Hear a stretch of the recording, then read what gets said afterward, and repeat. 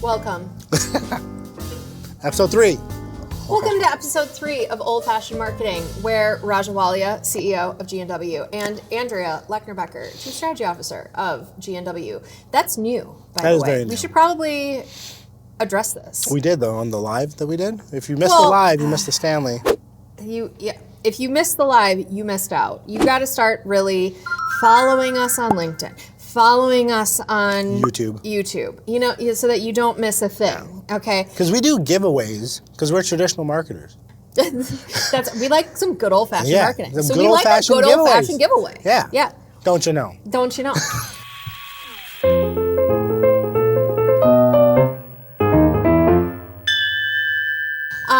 So here's. I'm not from the Midwest, by the way. Here's what happened. Yeah. So Raj and I were doing this show, and season 2, we had a lot of drinks. Very aggressive amount. Yeah, we had a lot of drinks. Watch episode 3 of season 2, you'll see. and then we hung out afterwards, and we were talking about business, and ipso facto, et cetera, yada, yada, yada. Now I work at GNW. Bottom line. I took a job as Chief Strategy Officer. So now I'm in the group. We're doing the shit. We're working together, and it's been super fun. It's been pretty awesome. It's been great. And the main reason why is because we both also come from the starting point of when we were marketing service manager ones, or whatever the hell the damn title was for marketing automation in 2011. So like as we've expanded, there are certain times that you're just on the same page, and I think from when we started, it's just a lot easier. Like I agree with certain things I don't agree with, but other things, like 95% of it. 95%. Totally. Yeah, we're just on the same page. Firing on all cylinders. It's great. And one of the things that I have been struck by since rejoining agency life. So the last time I was in an agency was in 2022, really just the very beginning. So I hadn't really been in agency life for a solid 2 years. No. And even when my last agency, I was CMO. So I was very detached from the work that we were delivering and the sales process. Now that I'm in the sales process with you and scoping out deals and working with clients again and all of these things, I've been struck by just how many, candidates or employees we get from big agencies who are disgruntled with how absolutely fucking terrible it is to work at a big agency. Or work with a big agency. Yeah. And then 2, the prospects and the clients that we have that are, it feels like literally in droves. Yeah. Going from big agencies and being like, I hate them. They locked me into a year contract. They don't know what they're not doing anything. They don't even know what they're doing. And they're not doing it, even if they do know what they're doing. And so I thought that it would be good if we dedicate a whole episode to what we're calling. Well, she's calling it. I'm just on the right. And here's we're why. Together. Well, hold on. I get it. So one of the things, right? A big build up to not give the audience. I will tell them. Okay. I will tell them. But one of the things. I think with Andrea's involvement and generally what people have been kind of saying is like, we need to be a little bit more vocal about these things. So the idea about break up with your, did you want to say it together? Sure, let's try it. All right, ready? Okay, on 3. 1, 2, 3. Break up with your big agency. Hey, we got that. No, right. That was pretty good. Yeah, we didn't even practice. Yeah, no, it was good. But I've been very adamant at a personal level to not really, I don't know, it's kind of weird, because I feel like personally for me, it's always like you're promoting yourself, which is good, but you never want to kick the other person, right? Yeah, you don't want to shit on your competition. Yeah, right? Really. And then that's the whole premise. That's the whole premise behind it, right? Hey, let's do really good work, wherever that work comes from, and let's grow the business, which we've been able to do. But a part of that, a couple things that our new CSO has pointed out, is that it seems like in droves, to use her words, people are kind of moving away from bigger agencies. And I've seen it before. We haven't spoken about it. And one of the reasons that we have this episode is because I listen to all my executive leadership. So I personally am always like, let's not kick, it's okay. But I think this conversation needs to happen. let's not hit him in the head with the rock. But I'm like, fuck that guy. Yeah, it's 30 rocks. Yeah, and like really what it boils down to is like when we're in these calls with prospects who then become clients, like I just feel so bad for them because they are investing a bunch of their very precious budget with companies that really don't care about it. And it really is like a very classic, like, you're going to be a number to them. Like, they don't care.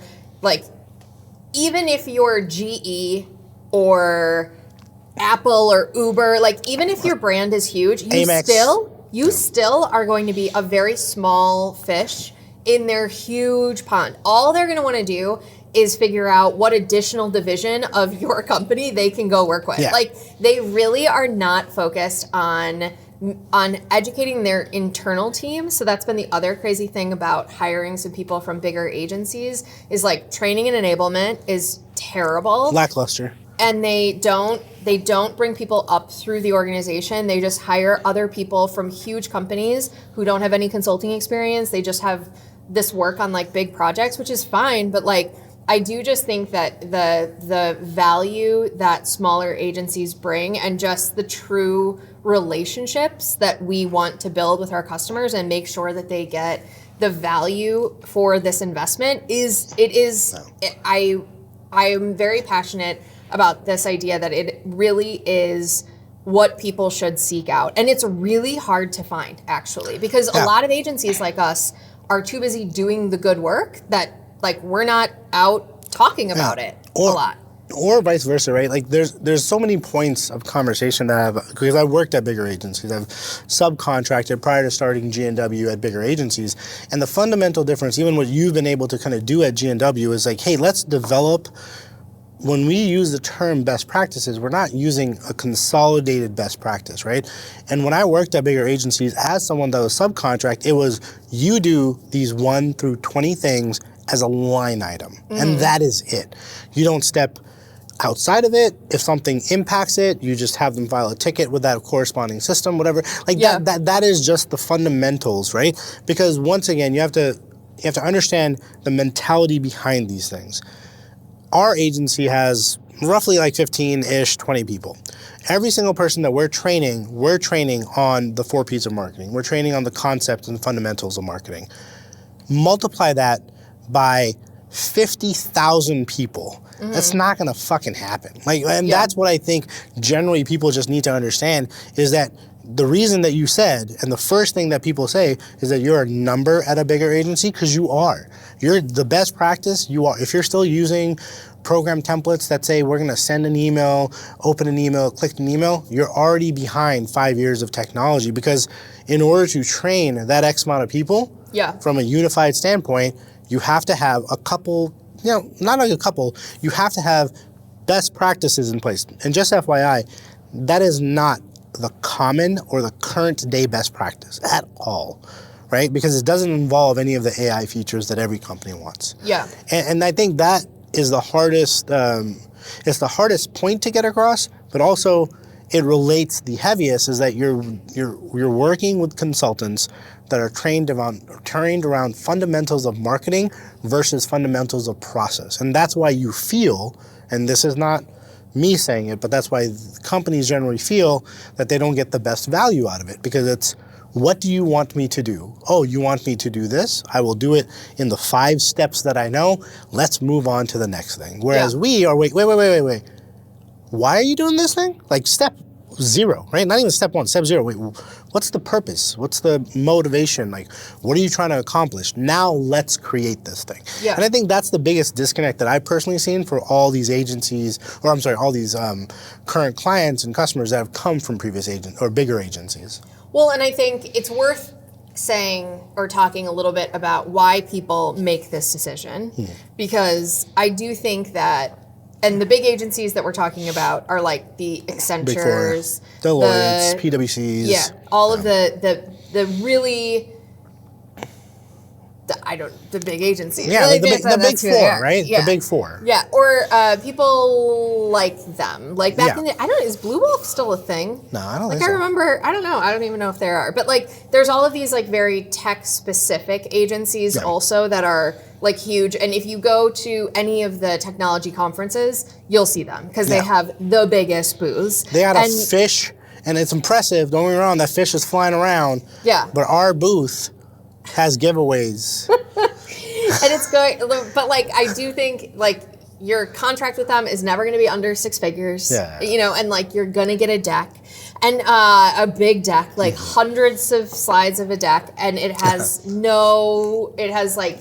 2 recommendations that are going to be actually applicable to your business. Coming from someone that's built those decks, I'll tell you right now, you are nothing more than a Control F, which is a find, and a Control R, which is a replace with your name. Yeah. Those decks are designed to not have anything else aside from quote unquote best practices, and we are just changing the picture, the logo, and the name. And trust me, but not at GNW. No, we're not at GNW. But bigger agencies, when I worked from there, that was the process. You have a PowerPoint deck that's been created already. I don't know how long. Let's just say 5 years, 10 years at that point. Who cares? Yeah. You know, it doesn't matter. Some of the pictures doesn't even seem like that they're pictures anymore because they're so pixelated and they're so copy and pasted into new styles that it doesn't even make any sense. Yeah. But the reason that people choose those agencies is safety. It's the classic IBM thing. Yeah. Nobody gets fired for choosing Accenture. Yeah. But like GNW, who are they? Yeah. What's going on, right? What do you mean they only got 18 people? We at least need 10 people on this call, not knowing what they're fucking talking about, except that one person. Everyone else is on TikTok with their cameras closed, microphones off, and then all of a sudden at the very end, hey, thank you guys. Thank you for joining the call. Yeah, no, thank you. We're going to go and recap this. Yeah, thank you. Like, there's more thank yous than actually shit being done. Yeah. And so, so let's talk a little bit. Let's like give the people some substance. Okay. So, how can they find great agencies? So this is where I will say, agencies to me are all about the personality. Certain personalities mesh with other personalities. Like the brand? Yes. Did you even say like the brand of the agency? Like the brand of the agency. Matching with your but also and the personal brand of the people at the agencies. We will say that we do it better. Obviously, we have to. That's our MO in fucking life, right? Like, McDonald's isn't saying go get a Whopper, right? Like, let's just be real. But when you're looking for agencies, you want people, and the term I always use is be invested in your success. Mm-hmm. And what that means is that your budget is precious to you just as much as to the agency that's working on it. So if your budget is your budget and someone's like, hey, we really need like another $200,000 to do this lead nurturing thing, they're probably fucking lying to you, right? Yeah. Like, you want to work with people that are invested in your success as much as your company's success as well. And if you don't find them, you're just a line item on an SOW, just know you will always be a number. Yeah. You will always be that line item.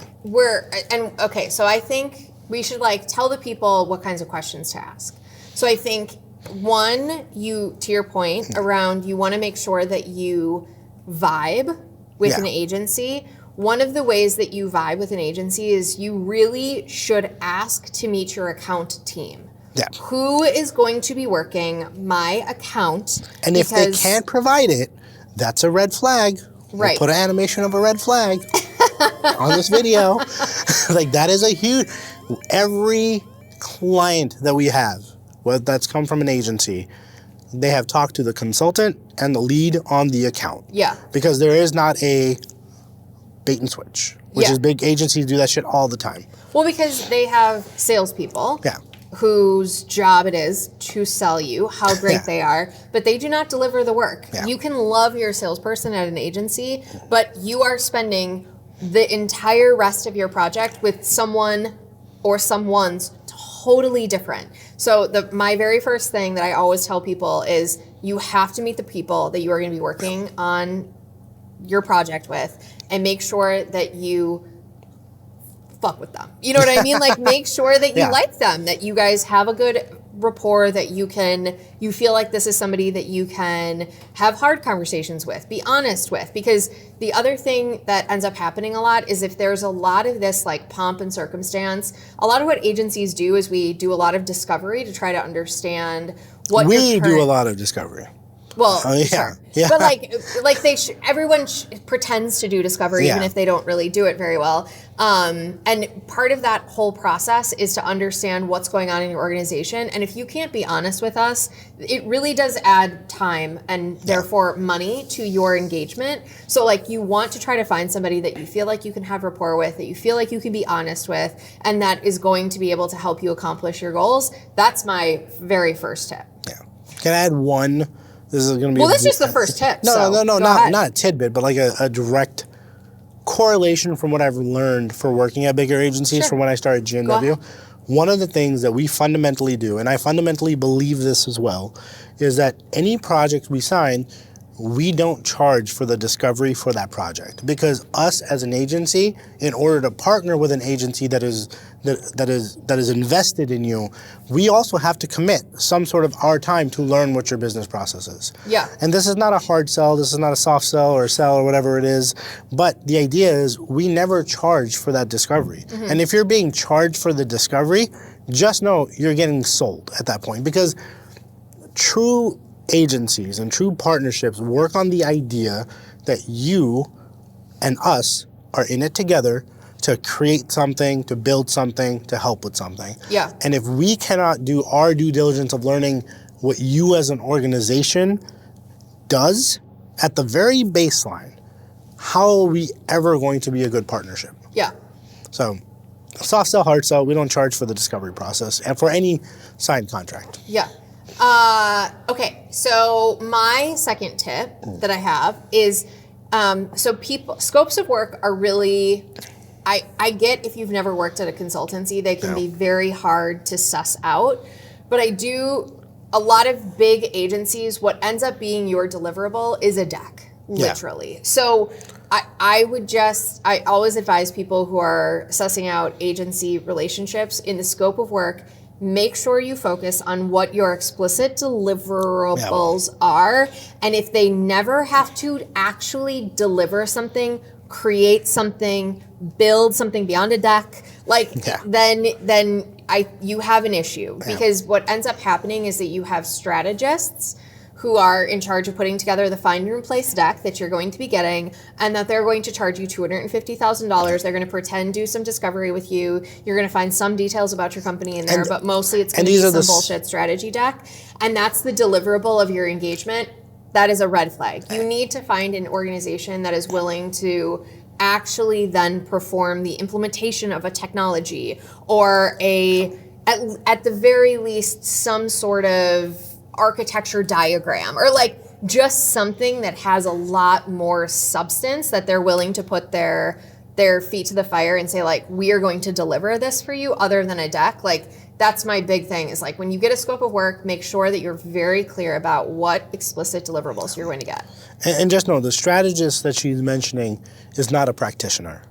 They have no idea. That's why you can only get this vague deck. Because they have no idea how you're actually going to build any of this stuff. They have no idea about the These are the same people that need to get their password reset after they set a password. All right? They're the strategists on the account that are telling you what you should do with your business. And not to harp on them, I think there's some fundamental value that they do bring from painting the bigger picture.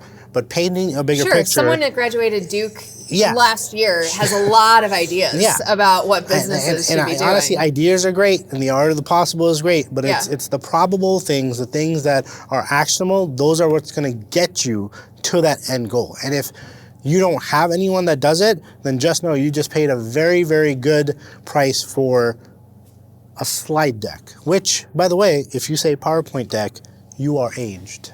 Oh, well. Yeah, in 20, I am. The Gen Z term is slide deck now. Did you know that? Sure. I mean, it makes sense. Yeah.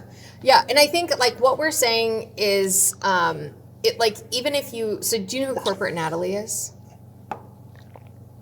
I'm sorry? Do you know who Corporate Natalie is?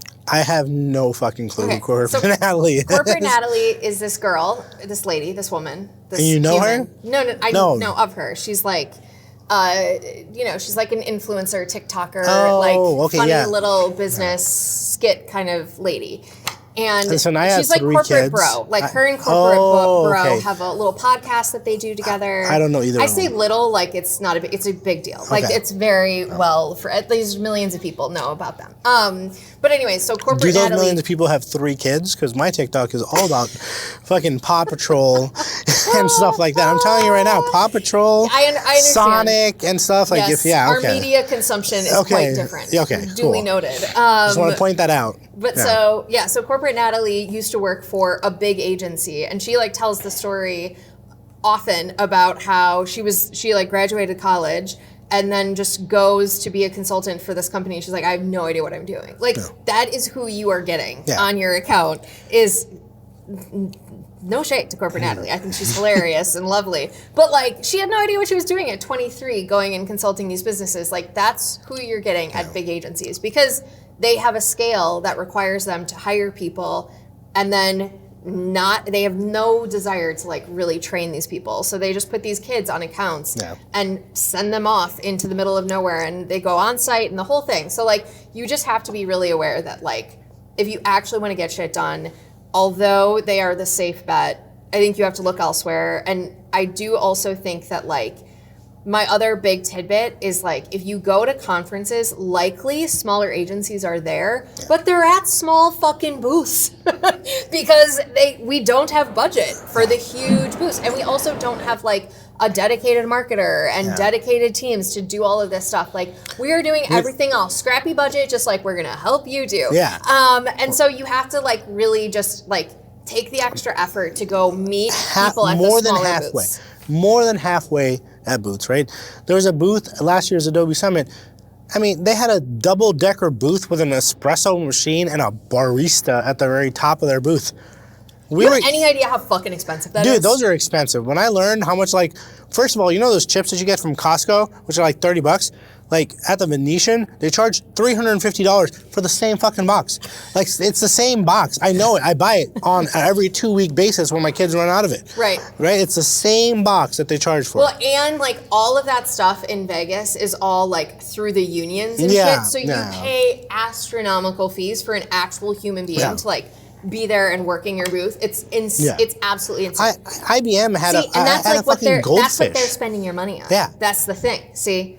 Small agencies like us, we're being thrifty with your money. We're being very thrifty. And you know what we don't have? We're giving bonuses to our people with your money. A fucking goldfish going through your fucking booth. Like, I saw that, I was impressed. I didn't even know what they were selling until I realized it was IBM. I was like, this is amazing. What did these people do again? This doesn't make any sense at all. But that goldfish, I'm surprised it lasted 3 days for them personally inside that little tube or whatever, like fish tank or whatever. Did they like replace it? I don't know. Like it might have been a new one. I don't know, to tell you the truth. Like I don't think that. So like, has anyone had a fish before? Like I've never had a fish. Okay? I've never been a fish person. There has to be like air that comes to it, but that was like a pillar. So it was like a pillar with the goldfish. So I was trying to figure out. Killed a goldfish. I was trying to figure out like the schematics of like. Can you get sued for libel if you accuse IBM of killing a goldfish? I don't know. I have no idea. But my consultant brain was like, how do you feed this thing? Because I didn't see an opening like anywhere where the fish food goes in, and I didn't see like where the IBM. Air wouldn't just algae it. But it might have been IBM. It might have been another company. I don't know. Nobody knows. No one knows. It left an impression, but not a brand impression. Yeah, I have no idea what the company was, but I do know they had a live goldfish aquarium inside their booth. Okay. Do you have any tips for the peoples choosing a better agency, questions to ask, things to do? Yeah, I mean, I think, once again, like, meet your team, what we talked about. Understand that, how do I put this without sounding mean, I guess? If a person that is scoping the project does not know what the platform is or have used the platform, your scope is wrong, right? Like, just flat out. Like, it is just going to be a bad scope because that's fundamentally what we do. Like, I've been inside the platforms, and the way I've been able to build a brand and a business over the course of when I started this company is literally based on the fact that I know the products across the board as much as I do. So if the person hasn't been, the question you asked me, like, hey, when you designed the scope, did you design the scope or did someone else design the scope? And if the answer is we collaboratively came to a conclusion, I can guarantee that is a bullshit fucking scope that is not needed. Yeah. Which sounds mean, and like I said, I've never been like a let me at them, like we're gonna be competitive, blah blah blah. But at this point, it's just fucking getting ridiculous, man. Like we're getting a lot of people using marketing strategy and tactics, and I know that's a broad word. I hate using broad terminology, but even like the fundamental structure of how programs should work or how you should think about designing a marketing campaign. We talk about GTM strategies from like 7 years ago, and I know the deck that they're pulling all of these quote-unquote best practices from is because that's how we learned in 2011 when you talk about John Miller and he implemented these strategies. People are still doing that shit. I know. You know what I mean? Like people are still talking about lead scoring like it's a form of qualification. Like that's over 8 years ago at this point. Lead scoring now is just a method of engagement. No one qualifies leads as scores anymore. Well, okay, so it brings up a good point, which I think is another question that we could maybe add to our list, which is this idea of, like, talk to me about how you would have executed something like 3 years ago versus today. Yeah. Like, what trends are you seeing? How is this space changing? Because I do think when it comes to something fairly straightforward like marketing automation implementation or CRM implementation, like there are certainly people who have been doing it for a decade who have not changed anything about how they execute at fucking all. Like they don't incorporate. I don't want to get into the conversation of CRM implementation. But I do think CRMs are implemented. That's not a word. Implemented. CRMs are implemented with a standalone mindset. They're never implemented with the idea that marketing needs data from the CRM. Ain't nobody care about marketing. Yeah, right. And the problem with that is why your implementation of marketing automation failed. That is why you're looking at other options. Migration is not going to save you. No matter what product, no matter what marketing automation platform you jump to, is not going to change the fact that the CRM implementation partner that you used designed it as a standalone product to work by itself. Yeah. That is it. Even the company that sold you the CRM, what can I do, Salesforce, cannot accommodate for it. Yeah. We can just, batch and blast people. If you're batch and blasting people in 2025 and your contingency is the fact that you don't have the data or like data problems or whatever, if data is at the core of your problems, you had a shitty CRM implementation. Yeah. Okay, so ask like what has changed in your delivery of this thing over the past 3-5 years, something like that. Any other big things come to mind, or should we just wrap it up with like call us? You know what I mean? Because obviously. Honestly, like, just we're awesome and we'll take care of you. Yeah. And if we don't, and this is maybe the other thing, is if your agency claims to just be great at everything. Oh, I need a new website. We can do that. No. Oh, I need a new CRM implementation. Oh, we can do that. We need somebody to run LinkedIn campaigns. Oh, we can do that. Yeah. Like, no, they can't. I know it feels like there should be this full end-to-end agency that can do all of that. They don't exist. Like, we are really good at technology. We are really good at MarTech. We are also good at sales tech. Yeah. But like, even like, if you really need a Dynamics implementation, we're not the best agency for that. Like, I can cobble something together, but like, I'll be honest, like, we're not your best agency for that. And I think unless if your agency claims that they can do everything, that is a lie. Yeah. Like they are not great at everything, and anybody who claims to be is lying to you. Yeah, they're gonna hire someone. Just flat out. They're going to outsource it. 100%. Yep. Yeah, they're gonna hire someone. They're gonna get someone on there, and you're gonna have a horrible experience. You're gonna try to figure out where your hours are being burned, and why your money and your budget is dwindling so fast. And the answer is because they are training someone on your dime. Yeah. Like that's the reality 100%. Of how that works. And like I said, this is not me as a CEO of GNW Consulting. This is me as a consultant who has worked at agencies and have seen this, where I've said, hey, I don't know how to do this. And the answer has always been, don't worry, we got a guy. Yeah. And I don't know about the guy. I don't know who that person is. I don't know where they're going to find him from, but they definitely show up on the next call. Yeah, totally. All right. Anything else? That's it. Okay, great. Well, so, I mean, call us, basically. Bottom line. And we'll help you. And even if we aren't the right solution, we'll help you find the right solution. Because we've got a big network, and we want to help people find the right agency for them. Yeah. And like I said, please don't take this as we're at GNW and we're trying to outsell you or anything like that. Like, these are actual conversations from actual people across time. Real humans. Yeah, real humans. And at this point, it's honestly just flabbergasting how... He's proud of himself. I did. How terrible sometimes these implementations... And I think what people don't generally realize is that to them, you are a line item and a check number, but it is your job at stake. It is the reason that there's marketing turnover. It is the reason that when we try to pull something as simple as a KPI report or how many marketing qualified leads, whatever the most baseline report it is, it's a reason you're running into those issues. Yeah. So they might have gotten paid, but now you need to brush up on your resume, which is the hard truth. I mean, and I'm not trying to be mean about this. I'm not trying to say it in a negative light. That is just 100% from experience in 2024. Yeah. People have been fired. Their lives have been impacted because of this stuff. Yeah. And you just need to choose a partner that, once again, invests in your future, invests in the company, and is a actual partner, not just, I'm pretty sure that lead nurturing is going to be like $250,000, and we're definitely going to do that lead scoring thing. Yeah. So. Absolutely. All right. Be careful out there. Vet your people. Vet your agencies. And... drink old fashions. Yeah. Drink old fashions. Okay. Cheers. Thanks.